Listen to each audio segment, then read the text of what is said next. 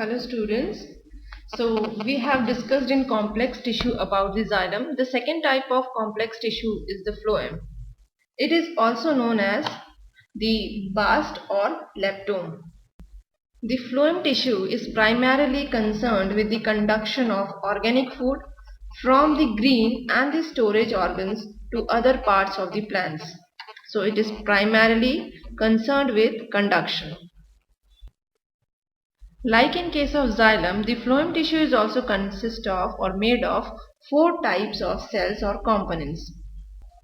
These include sieve elements, companion cells, phloem parenchyma, and the last type is phloem fibers or sclerids.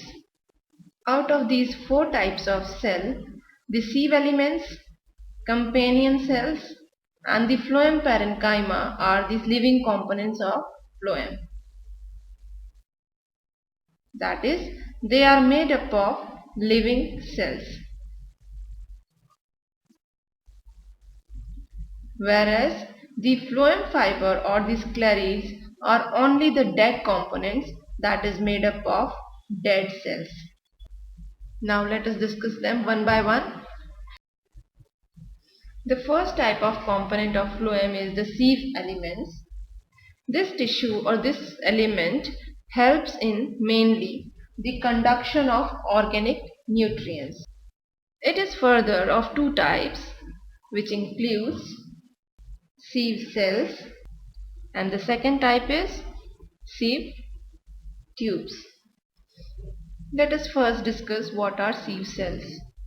The characteristic features of the sieve cells include that the cells possess perforations throughout the end walls as well as on the lateral walls. The perforations can be also commonly called as the sieve areas or the sieve plates. In terms of their occurrence, the sieve cells are mainly found in the pteridophytes and gymnosperms. Since they are living, they contain cytoplasm, but the cytoplasm forms a peripheral layer and it is devoid of any nucleus. So nucleus is absent in the sieve cells. However, nucleus is present in the young cells, but it gets degenerated in the mature cells. Therefore, we consider them as the living cells. In case of their walls, the walls are thin and chiefly made up of cellulose. Therefore, they cannot withstand pressure of the adjacent cells. These sieve cells can be considered equivalent to the xylem tracheids. If we draw the diagram of the longitudinal section of a sieve cell along with the phloem parenchyma, it looks like as follows.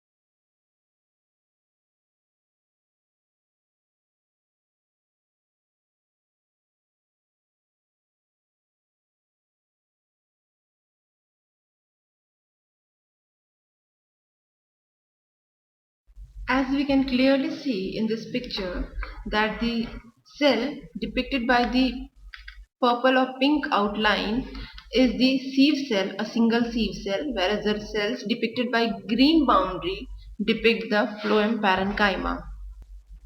And these areas depicted with the yellow boundaries are showing the sieve areas. These sieve areas are present in the end wall of the sieve cell as well as on the lateral wall of the sieve cell. So these sieve areas or sieve plates are present throughout the sieve cell. This phloem parenchyma consists of nucleus and vacuole, and therefore it is a living cell. The sieve cell is also a living cell and it consists of a peripheral layer of the cytoplasm, although it is devoid of the nucleus. Now the second type of sieve element is the sieve tubes. The sieve tubes are the elongated tube-like channels, and these sieve tubes develop from several sieve cells which are joined end to end. And the end walls of these sieve tubes are generally bulged out or swollen, and these end walls may be oblique or transverse in the appearance. In case of perforations, the large perforations, that is sieve plates, are present mainly on the end walls. This is quite in contrast to the sieve cells which bear the sieve areas or sieve plates on the end walls as well as on the lateral walls. The sieve tubes contain the sieve areas only on the end walls. In some cases, the end walls bears or possess many sieve areas, and this forms a compound sieve plate. So, a compound sieve plate is nothing, it just consists of numerous sieve areas, whereas the simple sieve plate consists of a single sieve area. When we talk about their occurrence, they are present mainly in the angiosperms and absent in the pteridophytes and gymnosperms. As the sieve cells were equivalent to xylem tracheids, these sieve tubes can be considered to be equivalent to the xylem vessels. As the sieve cells were living, these sieve tubes are also living cells because they contain a peripheral cytoplasm but without nucleus. The protoplasm of the adjacent cells is connected through the pores of the sieve plates. And this is true for the both sieve cells as well as the sieve tubes. Now if we draw the diagram of a sieve tube along with the companion cell and phloem parenchyma, it looks like as follows. This figure is showing the LS of the phloem of an angiosperm, which shows different elements like sieve tubes, which are depicted by the pink color cells, okay, and the companion cells, which are depicted by in between the two sieve tubes with the light blue boundary, and the phloem parenchyma depicted by the green colored cells. We can clearly see that in the sieve tubes, the sieve plates are present on the end walls and the companion cells are present in between the two sieve tubes.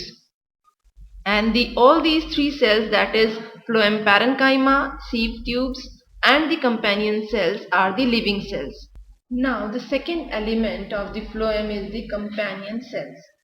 Coming to their characteristic properties, the companion cells are the specialized parenchyma cells that are associated only with the sieve tubes. The companion cells are not present with the sieve cells.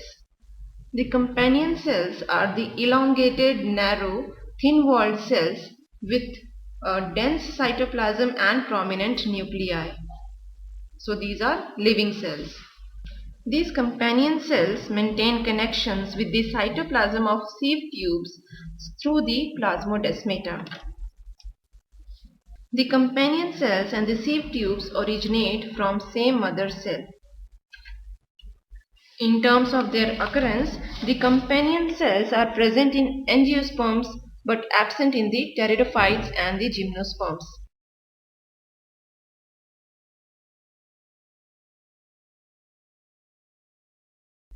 Why this is so? Because these companion cells are mainly associated with the sieve tubes only, and the sieve tubes are present only in the angiosperm.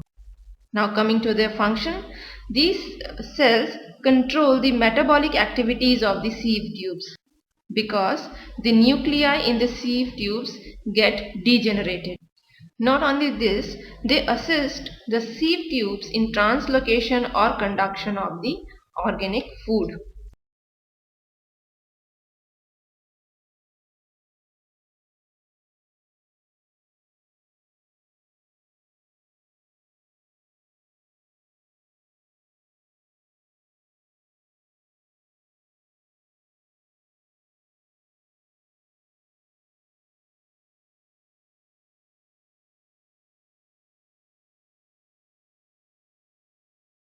By now we have discussed the two elements of the phloem, that includes the sieve elements and the companion cells. The third type of the phloem element is the phloem parenchyma. It is the normal parenchymatous cells that are associated with the phloem. These phloem parenchyma are although present in the angiosperms, but they are absent in majority of the monocots and some of the herbaceous dicots. Now coming to their function, their main function is to store the food, that is, they help in the storage of food. In addition to this function, that is storage of food, they also help in the slow conduction of the food material. So we can say the main elements that are associated with the food conduction are the sieve elements. The phloem parenchyma just act as the accessory elements which help in the conduction function. The last type of the phloem element is the phloem fibers. The phloem fibers are also known as the bast fibers. As I have told you earlier also that the phloem is also known as the bast or leptome. So these fibers can also be called as the bast fibers. Now coming to their characteristic properties, the phloem fibers are the sclerenchymatous cells. In terms of their occurrence, these fibers are absent or very few in the primary phloem, but they are very abundant in the secondary phloem. Very soon we are going to discuss what are the primary and secondary phloems. Now coming to their functions, the phloem fibers provide mechanical strength and rigidity to the organ. And this is the characteristic feature of the fiber tissues or the sclerenchymatous tissues. The these phloem fibers find extensive use in the textile industry because the phloem fibers of jute, flax and hemp are commonly used for making ropes, twines, threads and coarse textile. Now this is all about the different types of elements that constitute the complex phloem tissue. Now let us discuss briefly the classification of the phloem elements. Like the xylem, phloem elements can also be categorized into protophlloem and the metaphloem.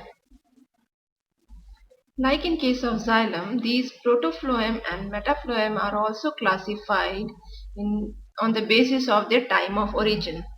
As mentioned in case of xylem, the protophlloems like protoxylem are the first or early formed, whereas the metaphloem is the late formed phloem. In terms of their composition, that is the type of elements, in case of protophlloem, the sieve elements are the narrow and indistinguishable or inconspicuous. Whereas in case of the metaphloem, the sieve elements are quite large and wider in comparison to the protophlloem. The companion cells are absent in case of the protophlloem, but it is always present in the case of metaphloem. So we can say that the companion cells or the other modified parenchymatous cells are always associated with the metaphloem elements. The protophlloem shows the phenomena of obliteration. Now what is obliteration? It means that during development it gets crushed and ultimately it disappears. But in case of metaphloem, this is not the case, that is, they do not show obliteration, that is, they are always present. Now in case of metaphloem, one more characteristic is that metaphloem of dicots usually lack fibers. Now coming to the second categorization of phloem, like in case of xylem, the phloem elements can also be categorized on the basis of their source of origin into primary phloem and the secondary phloem. As the name indicates, the primary phloem arises or originates from the procambial strand of apical meristem, whereas the secondary phloem develops or form by the activity of vascular cambium of stem and root during the secondary growth. With this, we come to an end of the complex tissues, that is xylem and phloem, And by now I hope you must be clear about their function, their structure and their composition.